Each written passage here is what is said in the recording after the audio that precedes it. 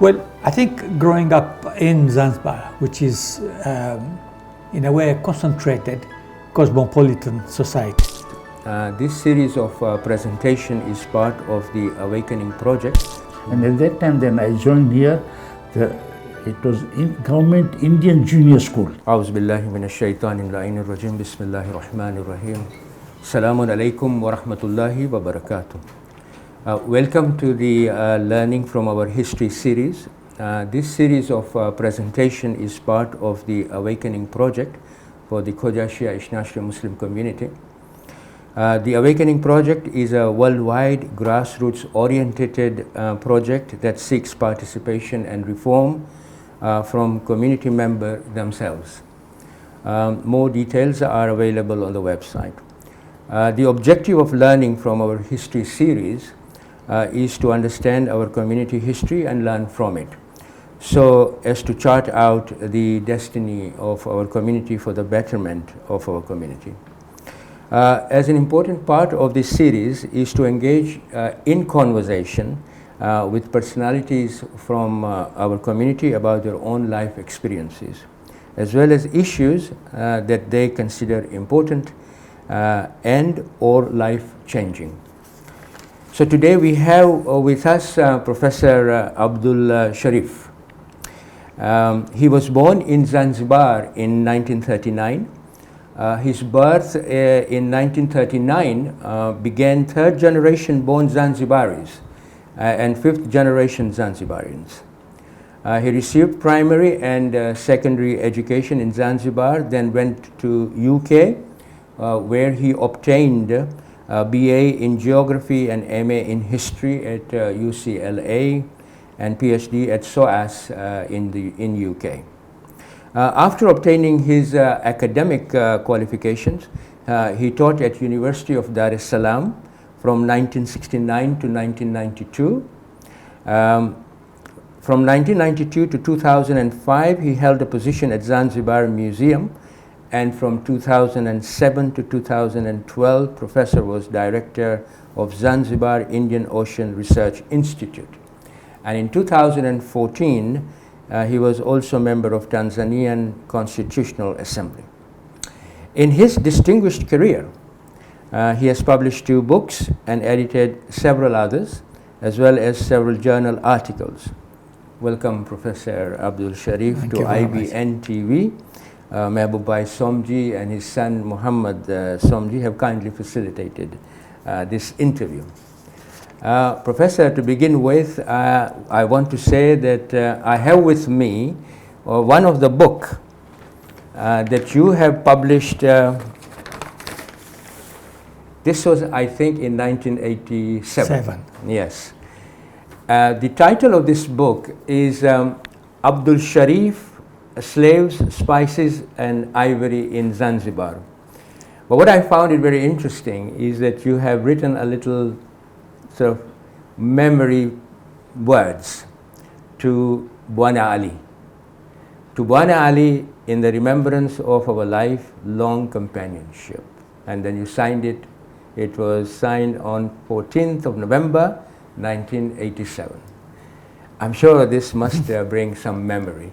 Yes, it does. But this book was given to me by her daughter, Fatima, as a gift to me to keep it. And I'm keeping it because there are 2 very distinguished people here. One is Professor Abdul Sheriff and one is Bwana Ali. I have a pleasure of meeting you recently, and Bwana Ali, I have met him some time ago. Before he died, of course he passed away, but he cast a long shadow in the community. And today when you see the children of Bwana Ali, how their effective contribution to the community is outstanding. Anyway, so what I want to do you want to say anything about this? It must have made you... Yes, I mean, I was surprised actually when I saw the book and I did not know where you got it from. Right. But Bwana Ali actually was my uncle. Okay. Because he's the youngest brother of my father. But we were only 1 year apart. He was 1 year older than me. But throughout our schooling, we went together. Okay. We were in the same classes all the way until we finished standard 12 O levels. And then we parted. You know, he went to India and I went, stayed in Zanzibar and then went to America. So we were close that way, that we grew up like actually brothers. And we had, my grandmother was also my mother. So we grew up together. So this is why one of the first books that I sent, I had forgotten actually, that you reminded me, was to send it to him. So I told her daughter, I'll look after it. So, Professor, I read your recent paper that is going to be published soon, titled, which is an interesting title, by the way. It's Migration and Creation of New Societies, a story from the Indian Ocean. In this paper, you identify yourself as Swahili-speaking Zanzibarians of Indian descent. Can you expand on this? And this is a very unique identity that you've given to yourself. There may be some background that led you to identify yourself like this. Yeah. Well, I think growing up in Zanzibar, which is in a way a concentrated cosmopolitan society, where in a small town, it's a very small town at that time, there were people of African, Indian, Arab, and many origins, Chinese as well, many religions, Hinduism, Parsis, Muslims, Shia, Sunni, everybody living together. We grew up there. Now, in my own case, it happened that having come from one of the Indian groups, the Indians were the first to establish a school in Zanzibar, a modern school. There were madrasas before, but among the modern schools, the Indians were the first ones who were encouraged by the British to establish their own school. It was called UN Smith Madrasa. UN Smith Madrasa. Yeah, and UN Smith was the colonial official who encouraged them to establish this school. But it was established as a private school to start with. And therefore, there it was a Gujarati medium school, and it served as a primary school, the first one. So, like everybody else, I was sent there. We went through there. But in that ASM, it was Indian, but not sectarian. Indian, but not sectarian? Yes, because among the Indians, there were Hindus, Muslims, Sunnis, Shias. Everybody went to the same school. So that jati concept that they had, I'm talking about now the Indian side of it, the jati concept that they had in India, that seemed to dissipate. Yes, and I think that did not become necessarily, very deliberately as such. There was somebody pushing it, but in some ways, we knew each other. That we knew that this is Hindu, this is Sunni, this is Shia. But the environment. The environment was allowed us to mingle. Okay. And I think that school permitted that one, developed it. Would you say Islamic ethos played a part as well? Well, I could not really say only Islamic because there were a lot of Hindus. Yes, many of the teachers were Hindus. And we grew up together. And when I was in primary school, one of my closest friends was a Bhatia Hindu. Because we shared a common interest in stamps at that time. And I used to go and visit him and so on. But that went on up to the end of primary school. Right. But then, when we came to secondary school, there was only one school for boys and one school for girls, which were government run, and they were non-racial. Right, okay. There was no distinction between Indians and Arabs and Africans. So you had that mixed sort of bringing up. Yes. Yeah. Not distinction of culture, but sort of mixture of everything. Yeah, it was a mixture. So I went there, and there I began to develop friendship with Arabs and Africans. I was sitting, my desk mate in Standard 11, for example, I remember, was a Zanzibari Shirazi or African. And to me it didn't sound, this is strange, the fact that I was sitting with him every day. My closest friend was an Arab, but at that time also I had Hindu friends, Muslim friends, and so on. So in some ways it came out naturally, that that kind of mixture occurred naturally. And in some ways this was typical not only of Zanzibar. Zanzibar in that sense was probably not as unique as it may appear to some of you, because I think some of the older towns along the East African coast, like Lamu, Mombasa, Kilwa, all of these towns also shared that kind of relationships. Well, would you say that, because you say Swahili-speaking Zanzibarian, yes, the Swahili, can you expand on how Swahili emerged? Because that would be very interesting. Yeah. Now, being in Zanzibar, being third generation born in Zanzibar, we went to school. We used to play with our friends in the streets or at Mnazi Moja playground, and the common language between the children was quite often Kiswahili. And we grew up, our relationship with even the servants at home was in Kiswahili. And we began to speak Kiswahili. And I think even speaking Kiswahili is not unique to Zanzibar. I went once to Lamu a few years ago, about 10 years ago maybe. And I was sitting there in the hotel and listening to people talking in the street. And there were two people who were arguing very, very strongly, who were coming down. So I did not follow the argument so much. I continued just there. And then suddenly when I saw them passing, I was surprised that the argument was between a Swahili from Lamu and a Bohora from Lamu. In Swahili? In Kiswahili. Right. And what is interesting, that I found, that I'm familiar with Kiswahili, he was speaking Kiswahili like a Lamu person would have been talking. The Bohora? The Bohora. Wow, okay. Now, in other words, in these smaller towns, you get much more close interaction and intermingling of people. Of people, yeah. And therefore, we grew up, and particularly the nationalists in Zanzibar, more than many other groups, we grew up speaking Kiswahili even at home. Can I stop you there? Because I have to go on to other questions.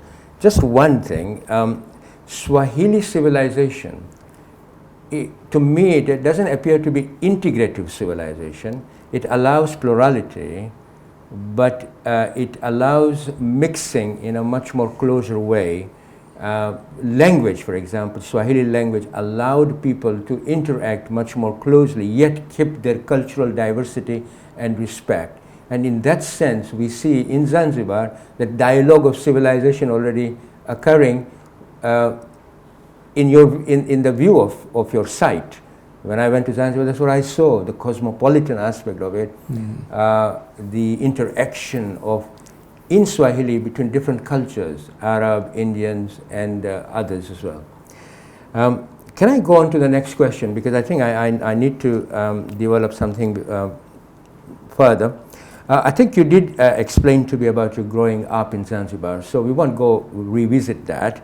But can you talk more about your parents and something that allowed you to get inspiration from your parents? Anything that you can share with us?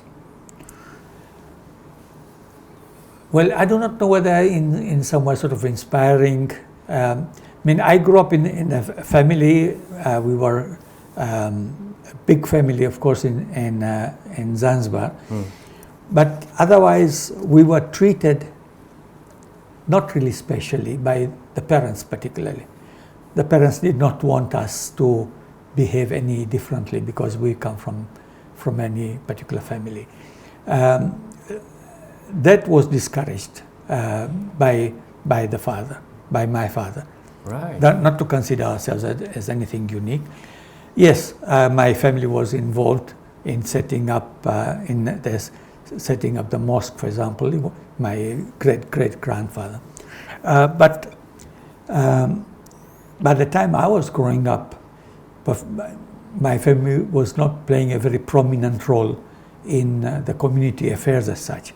We were members of the community, and we were living very close to our mosque and so on. But my father or my uncle in Zanzibar did not play a very prominent role. My oldest uncle, Ibrahim Sharif Devji? Ibrahim Sharif Devji. So he was the chairman of Africa Federation, and during his time, I understood he brought a lot of reforms, and he made a substantial contribution. Is that correct? Yes, and in some ways, actually, a lot of that probably began after he had gone to Moshe in Arusha. Okay. When he settled in Arusha, he began to play a much more active role. I think going to the mainland in some ways opened up his eyes to really much wider community that was scattered all over, not only Tanganyika, Tanzania, but in Kenya, Uganda, and elsewhere, and probably felt that there was a need of bringing them together, and this is probably what led him to move in that direction. Okay. My father, in some ways, was a different character. Right. He was a quiet kind of person. Right. Okay. And your mom? Well, my actual mother died when we were very, very young. So we were raised by my stepmother, but particularly by my grandmother. Okay. She had a much greater influence on you, on me in terms of what I learned about the family and about the community. I learned a lot from my grandmother. So can I come to that then? In that case, can I come to a very important personality of a community, Marhum Devji Jamal, whose contribution at the inception of the Khoja Shia Muslim community is a matter of record. But he was your great-great-grandfather. What can you tell us about this important personality from what you remember? His life and times in Zanzibar and perhaps beyond as well. What sort of contribution he made to Zanzibarian sort of life? And then of course developing the community, because it was at that time at a very inceptive stage, and it needed to grow and it needed to put its feet on the ground. So whatever you can remember about your great-great-grandfather Devji Jamal. Well, from your parents and others. Yeah. Well, because I'm a historian, I also have used the archives and so on. So the earliest information that I could get was when I was doing research for my book. This one? For this book, right. And other writings later on. I found in the archives in Zanzibar the initial references to Devji Jamal. That he apparently came to Zanzibar around 1860. 1860? 1860. Right. When he first came. And when he came as a merchant from Bhavnagar via Bombay before coming to Zanzibar, and began to trade in the local trade. He chartered or owned a dhow that traded between Zanzibar, the mainland, India, as well as Madagascar, trading all over this area. So there was that kind of trade. But one thing that I found interesting, I learned from these records that I saw, was that if he came in 1860, within 2-3 years, he bought a plot of land in Zanzibar and built his house. Within 2 or 3 years. It was a big 2-story house.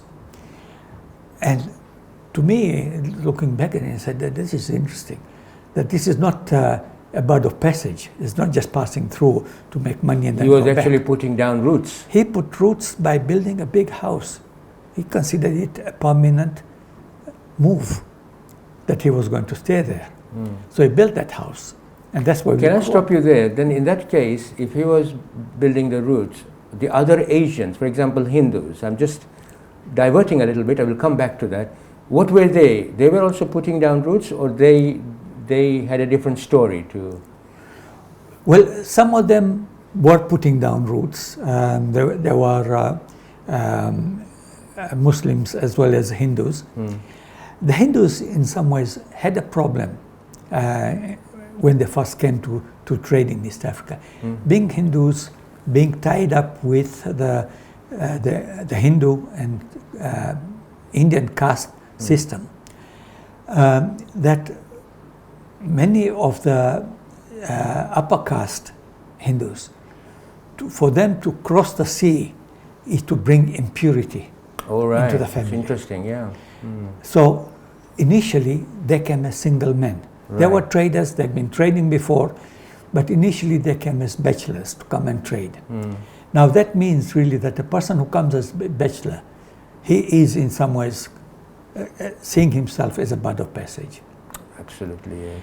So initially they may have hesitated to invest too much. But actually among the earliest people who were settled and big traders were also Hindus. Okay. At what time they began to build their big houses, I cannot really say. I could not confirm. But there was Jairam Sivji, for example. He was a Bhatia. And he was already by the 1830s, he was controlling the customs of Zanzibar. Wow. He was the biggest trader. But they took some time because that they could not cross, the women could not cross with them. But by the 1870s, some change had occurred in their religious thinking maybe. And that the first women began to come and settle down. And therefore they will begin to be indigenized, to begin to consider that this is not a temporary place, it's a home that they are moving to. And so acculturation would start, transformation would start. Yes. Now coming back to great-great-grandfather, so he put down his roots, built the house. I'm sorry, I stopped you there. You continue from there about his story. Yes. Now, when he came, from all that we know, he came in as an Ismaili.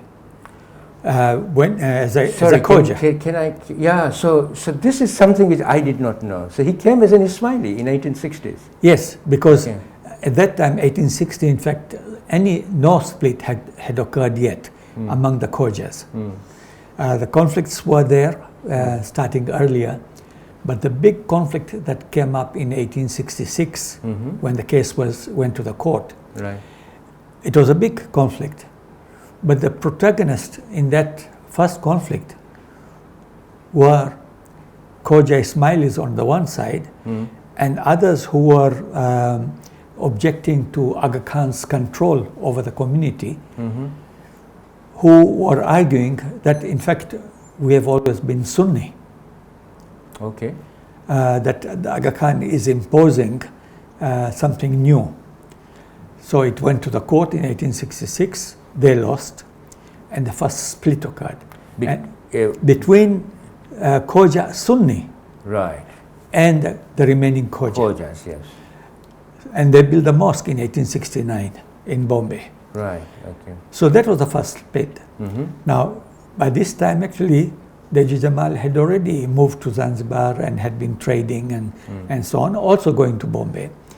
So, would you say your great-great-grandfather, although he was Ismaili, but he had more inclination towards Ishnashri-ness? Would you say that from what you have heard from family? Well, you know what I mean by Ishnashri-ness. Yeah. By Ishnashri, you have to mean the 12 Imams. That's right. There, we don't have any evidence that there was any element of the 12 idea in it. But the Khojas, who were Sunni, who were Shia, Ismaili, they believed not only Imam Ali, but up to the 6th Imam, they have a common heritage. Right. So Imam Ali, Imam Hassan, Hussein, all of them were part of the culture of the Khojas as a whole. Right. So they were definitely that broad. I have not come across any evidence that they indicated that they believed in the 12 Imams as such. And I think that is important because they shared in the broader Shia feelings, particularly as regards Imam Hussein. So there used to be marsias and all the beliefs about Imam Hussein. That was part of the Shia Khoja culture. Mm-hmm. And what my grandmother used to tell me, and this is where my grandmother now comes in, that she said that at that time we used to have majlis for Imam Hussein.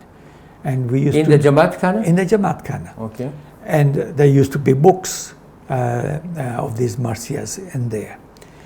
And then when the Aga Khan began to establish his control over the community, he began to diminish that aspect of our beliefs and shifting more towards centering on the Aga Khan himself as the Hazar Imam. And that was resented by many people in the community.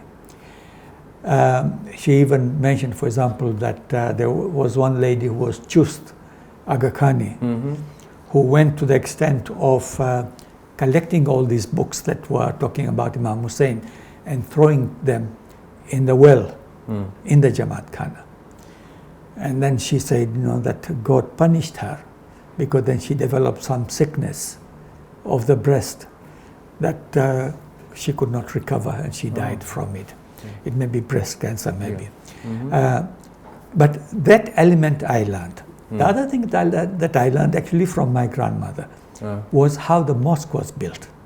This is a mosque built during the time of Devji Jamal. Yes. And this is the first mosque in the Khoja Shia Ithnashri world, if I can put it that way. Yes. The first mosque built in Zanzibar. Okay. Yes.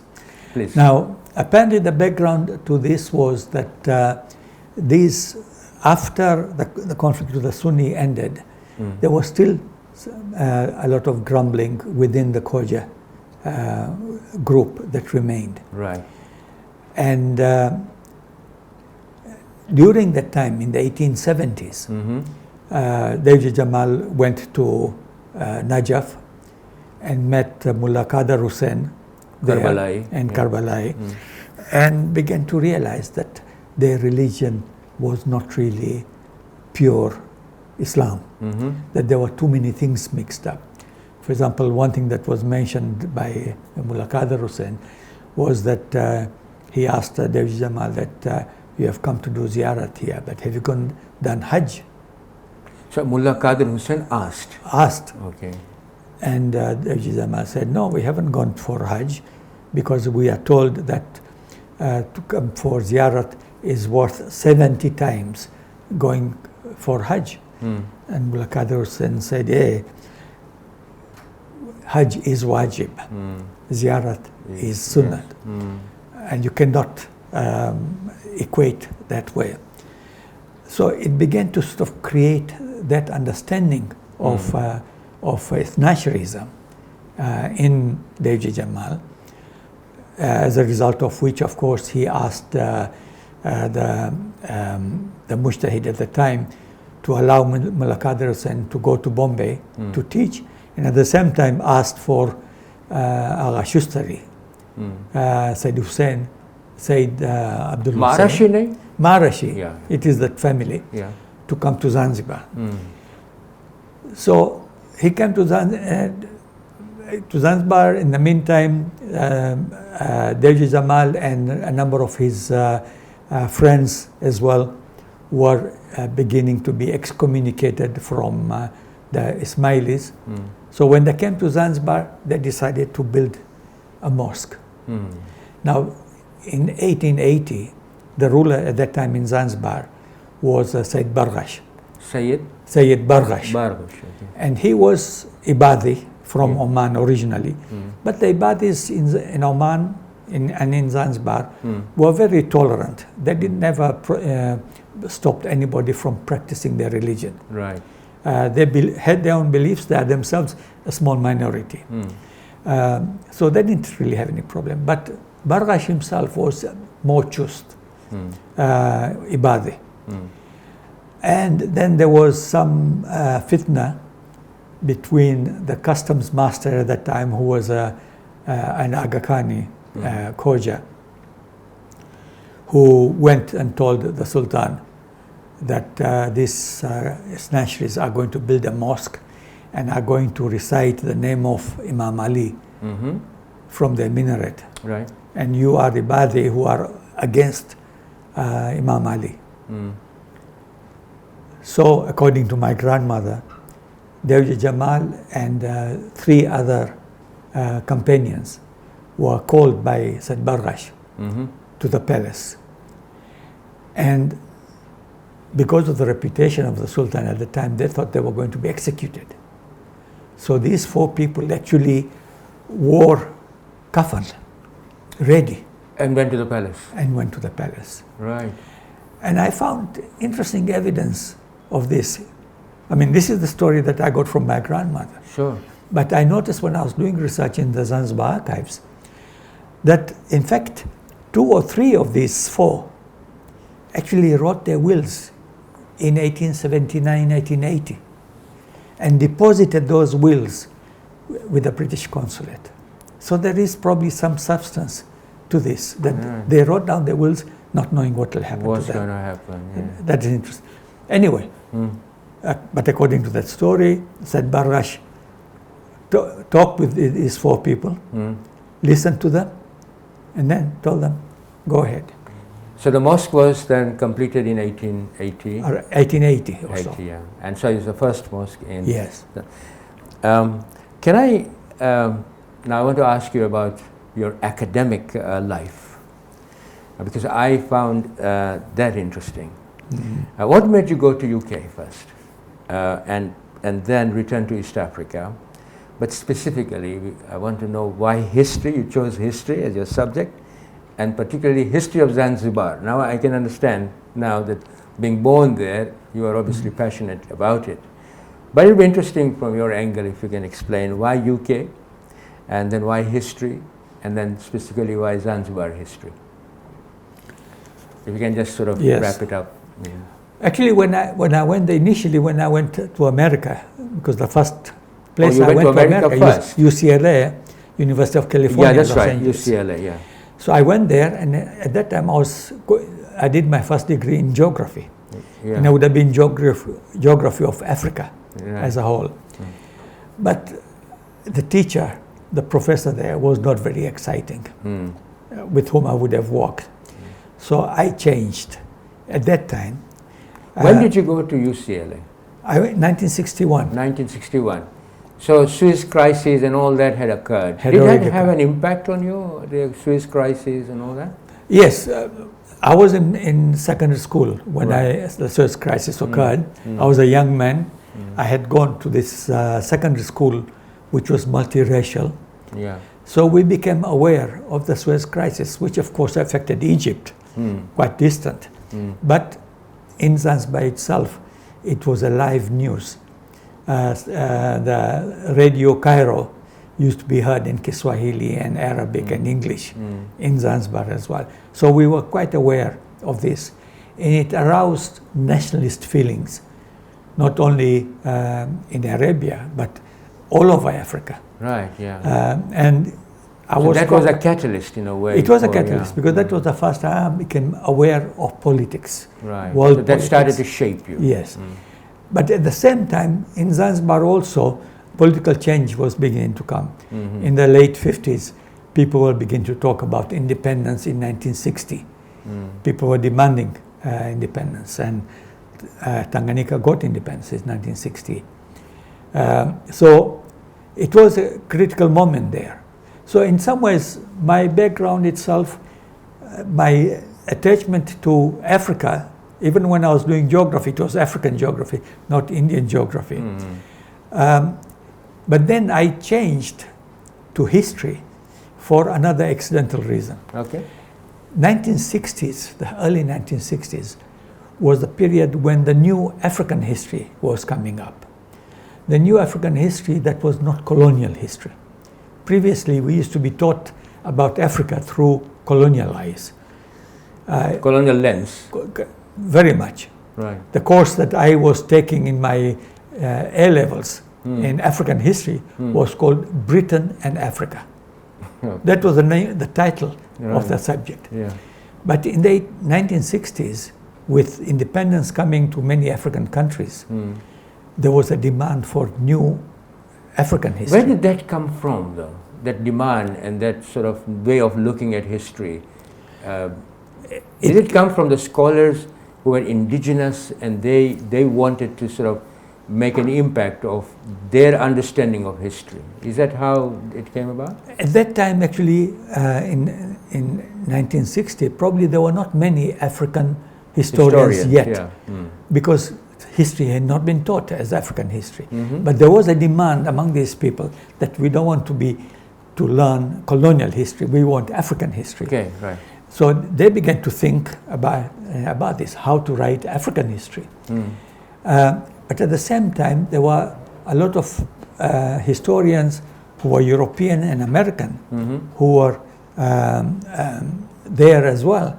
They also began to think in the same way, that they were sympathetic supporters of African demand for independence and of African history. So at that time, it was a very fertile ground for how do we write new history. And that excited you, presumably? It excited me because for the first time I said, we can read the original Arabic material to learn about African history instead of going through European languages all the time. But then the Africans were even thinking of, we cannot always get Arabic documents. We have to find other sources of history. Yeah. So oral traditions, history. That came into being, yeah, yes. Okay. Archaeology, sociology, anthropology, everything sort of came. So it became a very exciting new area of history that was coming up at that time. We are talking about 60s now, 70s, yes, early 70s. 60s, 60s, particularly when I was there. So that's when I shifted. After doing my geography first degree, I shifted to history. And then when I shifted to history, I actually thought naturally that I would deal with East African history. That was, I was interested in Indian history, Middle Eastern history, Islamic history, yes. But my focus was East African history. Right. And I was thinking of the whole coast, not Zanzibar immediately. Right. I was thinking of the whole coast. Yeah. But then when you come to do a PhD, you have to narrow down your field. So is this the PhD that you did then culminated in writing this book? Yes, and it was actually on economic history. Right. This book is primarily economic history of Zanzibar. Yeah. And the title is not my title. Oh. My title was a more mundane kind of scholarly article about academic title. Yes.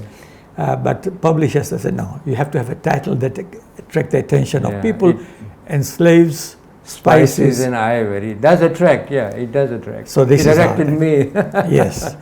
Right. Now that's very interesting, You have a passion for Zanzibar. Zanzibar lives in you. I think I communicated that to you. Yes. But you belong to Khoja Shia International Muslim Community. I think so. Yes. Can we have some insight on this aspect of your experience? How has Khoja Shia International Muslim Community shaped you? And how do you see the future shaping up of Khoja Shia International Muslim Community in the years to come? Just your thoughts on how it shaped you and how you see the Khoja Shia International is developing in the globalized, connected world, digitalized, more sort of cross boundaries, ethical, religious, social boundaries every day. How do you see the future of it? So first, how it has shaped you, and then your insight into the future. You've got 5 minutes. Yeah, unfortunately, that's a big subject. But whatever you can. Yes. I think actually, I would make a distinction once between Shi'at Nashri and Khoja Shi'at Nashri. Okay. That distinction I make because of my experience in Zanzibar itself. When I was young there, before I went out, that we had a big conflict in Zanzibar. When we had a president who was a very good president of Zanzibar, M.A. Saleh. M.A. Saleh. Okay. Who actually happened to, and I did not know before, who happened to have come from a Memon family. His father was Memon. Really? Whose who parted from his mother, whose mother then converted to become Shia. And so MS Ali was raised as a Shia boy, became a very prominent, good social worker, good community worker, elected president, very popular with the people. And yet he was blocked by others precisely on the argument that he's not a Khoja, and therefore he cannot be a member of the... member could be go to the mosque, but cannot be mutwalli of the mosque, could not be. He was president, he was elected because the constitution allowed it. Okay.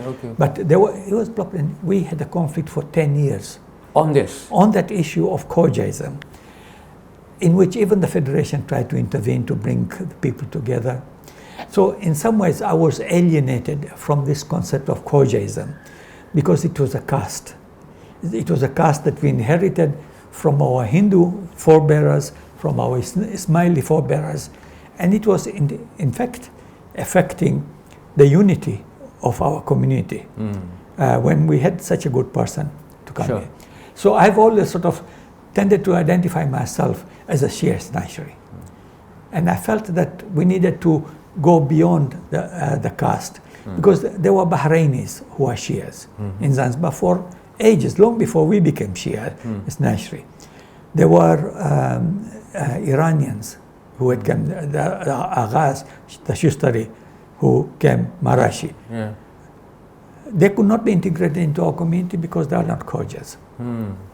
So I always had a broad idea. I would identify myself as a Shia Snaishri, Muslim. Muslim, Shia Snaishri, in that order. Muslim first. And then Shia, and then Snaishri. Yes. And then I don't see the contradiction. Then you can say yourself as a Zanzibarian after that. Yes, because you can be anything. There are different categories. So this is why the community, of course, it has been bound together there. Naturally, the people initially, they thought in terms of their caste because they had grown up with there. And I don't really find it anything bad with that by itself, unless it becomes a hindrance to the unity of the community. Wow, okay, right. So, I think that is important. Yeah, absolutely. I don't mind if people describe themselves, as long as they know as long as the values united them, Yes. which are universal, Islamic, and cooperative in that sense. Okay. Now that's very interesting. So if I were to ask you what advice you would give, I mean, this is a question I'm just formulating in my mind now. What advice would you give to the leadership of our community today? What advice would you give? Well, I'm not really a person who sort of really thinks of advising a community. They know much better. But the majority always, of course, have better ideas. But one thing is that what we faced in Zanzibar was really a minor case of this one Khoja. And yet it split the community for so long. Now, because of circumstances, a lot of us had to leave Zanzibar, come to the mainland, from here to go elsewhere. The community is meeting much greater challenges now outside than we faced, even when we came to Dar es Salaam and so on. And there, I think we have to probably think a bit more broadly about how the community will develop. For example, that there will be a lot of new influences that would come. There will inevitably be intermarriages that will come. Now, if we stick to our caste mentality, which means really that to be a Khoja, your father and mother have to be Khoja, which is one concept of it, that it will create a lot of problems. How do you deal with people who are very good Shia Snaishris, but the wife is a European who has converted to become a Muslim? She can be a very good Muslim, sometimes better Muslim than we are ourselves. And yet it appears as if it is something bad, something unusual. I think there was less pressure on us to intermarry here. when we were in Zanzibar. People did on their own initiative. Nobody forced them. In the new situation, there will be a lot more opportunities like this. We should begin to think more broadly, not only even Shia ethnicity, I would say, even to think more broadly about Muslim. Sure. We are Muslims primarily. Yes. When we say Shahadat, we say La ilaha illallah Muhammadan Rasulullah. That should be the litmus. I would not The have standard, any. if you Yes, say, yeah. I would not have any problem myself. Right. Maybe I should not speak so much. I should not have any problem. But I should remember when I was young, growing up, Right. and trying to delay my marriage. I know my father began to pressurize me, now get married, get married. My grandmother said, Baba, get married, even if you want to marry an Arab. Now, that surprises me, that this old lady who tells me this, that even if it is an Arab, because who would have been a Sunni, Acceptable, yeah. Yes, but she would have been prepared to accept, and I think we should be broad-minded. Right. That it should be enough for us to be Shia ethnicity, it should be enough to be Muslims. Right. First. Thank you, Professor Abdul Sheriff. This is a very interesting interview, and I'm sure our community and listeners will benefit by your experiences and your insights. Thank you very much. Yeah. Thank you.